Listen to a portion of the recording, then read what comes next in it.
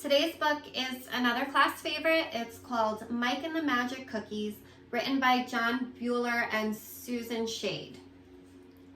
This is our cat, Ducky. She has no tail and she likes to go swimming. But that's not all. Ducky is living proof that I, Mike Tracy, battled the forces of evil in the dark forest and won. It was last summer. All of my friends were at summer camp. I was up in my treehouse reading my comics, but even Super Hulk was getting boring. Everything was getting boring, and I was really getting sick of Tracy family cookouts. I could see everyone down in the backyard. My father was starting up the grill. My mother was chasing one of the ducks with a broom. That duck was a real pest. Whenever we had a cookout, it would come up from the pond and try to eat our food. My sister Rose was playing with her silly dolls, Kim and Barney. They were getting married for like the 1,000,000th time, and I could hear her singing, "Here comes the bride, all dressed in white." Yuck, pretty sick. "Mike," my mother called up to me, "we don't have anything for dessert. Will you ride down to the Stop and Shop and get some cookies?" "All right," I said. I was even getting sick of riding my bike. Mom gave me some money. I got on my Super Hulk bike and I decided to take a shortcut through the woods. "Who knows what evil lurks in the heart of the forest?" I cried as I rode off. That was a joke. Ha, not very funny as it turned out. I was riding fast, and I went over a little bridge by a waterfall. That was strange. I don't remember a little bridge or a waterfall. In fact, everything was looking different, sort of dark and spooky. I must be lost, I thought to myself, but the path was wide and clear. It even seemed to open up in front of me as I rode along. All at once, I smelled something good. The smell seemed to be pulling me down the path farther and farther into the dark forest. Then I saw a little bake shop. A man wearing an apron was watching me from the door. "I think I'm lost," I called to him. "Is this the way to the store?" "This is the store," he said. "What do you need?" I hesitated. It wasn't the store we usually go to. "Hurry up," he said. "I haven't got all day." I left my bike against a tree. "I need some cookies," I said. "Aha," he cried. "I have just the thing, freshly baked animal cookies." And he pulled me into the shop. The inside of the shop was amazing. My mouth started watering. "Can't make up your mind?" the man laughed. "Let me help you." And he snapped open a little white bag.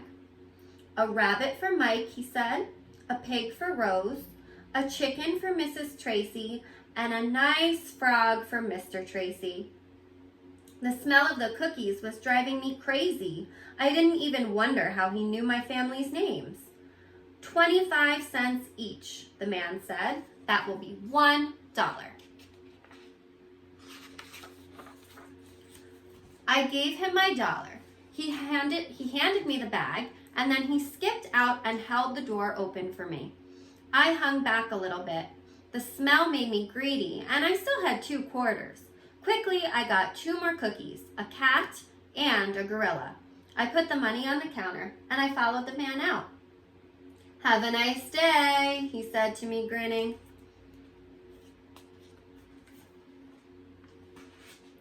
When I got home, everyone was waiting. "Look at these great cookies," I said. "They come from a new store."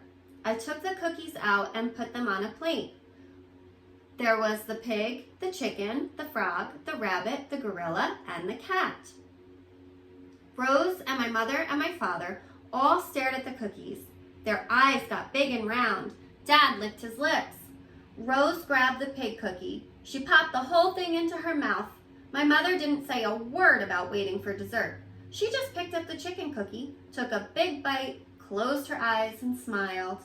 My father took the frog cookie, and he went off towards the pond munching.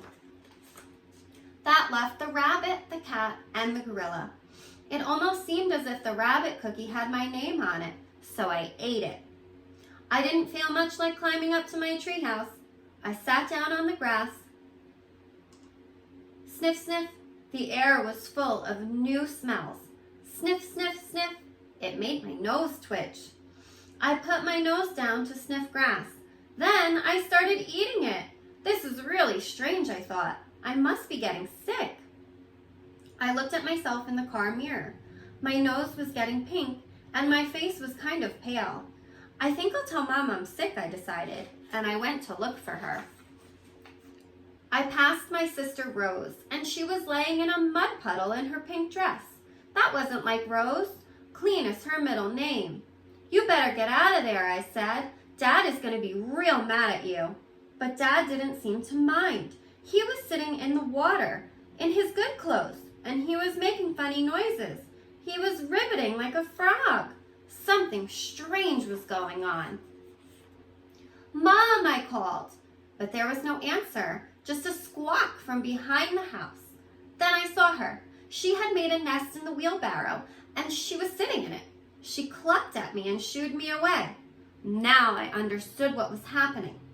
Dad, Dad, I cried. We are all turning into animals, just like the cookies we ate. Ribbit, said Dad, and he stuck out his tongue to catch a fly. I could see Dad wasn't going to be much help. I didn't know what to do. I stood very still. I listened, I watched, and I sniffed the air. I tried to think, but it was hard. I felt like my brain was shrinking. The cookies must be magic, I finally decided. So that means the baker must be a wizard. He must have put us under a spell for some evil purpose.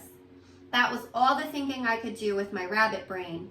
I knew that only the wizard could break the spell. I hopped a few hops down the path, then I stopped and listened. The woods seemed full of danger. I stood very still.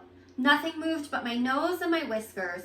Whiskers? Oh no! There was no time to lose. I ran the rest of the way. I found the wizard, and he was standing over a bubbling pot. He looked happy to see me. I knew you'd be back, he said. If this is a joke, I squeaked, I don't think it's very funny. My father is eating flies, and my mother looks like she's ready to lay an egg. And the wizard just smiled and said, how about Rose? She's rolling around in the mud. Excellent, excellent, he cried. I love bacon. I love fried chicken. I love frog's legs. But of course, my favorite is rabbit stew. And he reached out to grab me. Luckily, rabbits can run faster than wizards. When I got home, my little heart was thumping. I looked around. It was just as I had feared. Everyone was getting worse. Dad was turning green. Rose was going fatter and fatter. And Mom had a beak.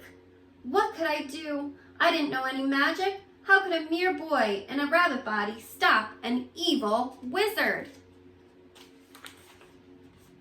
I hopped on the table and stared at the two cookies that were left, the gorilla and the cat. A gorilla. I still had a big enough brain to come up with an idea. I held the gorilla cookie up to my paws and munched it down. Right away, I started to feel bigger and stronger.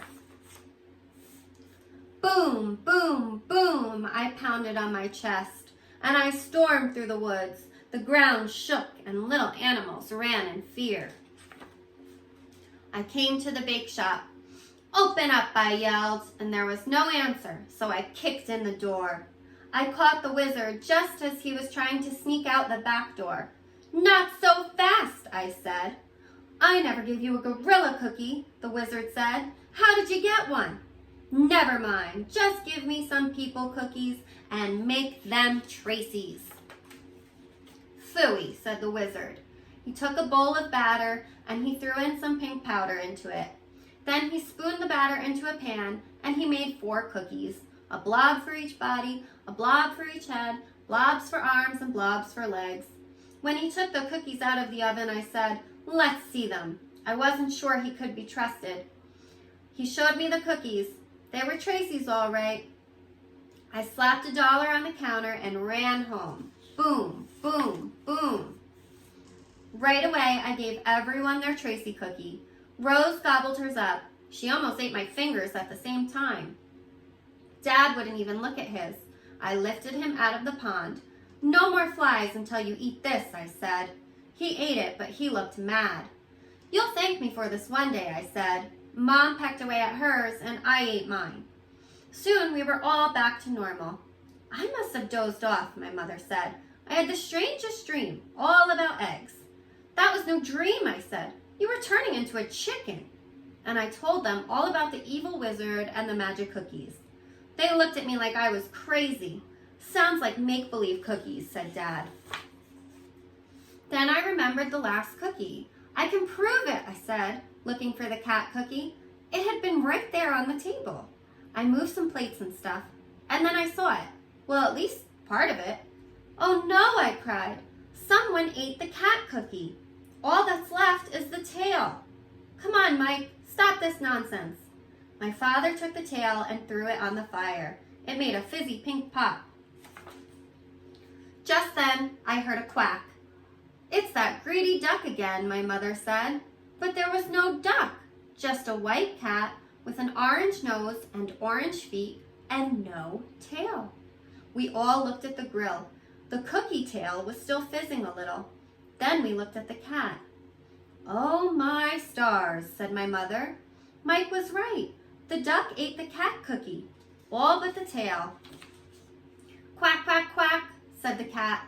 Then she walked down to the pond and started swimming around. Like I said, we call our cat Ducky. The end.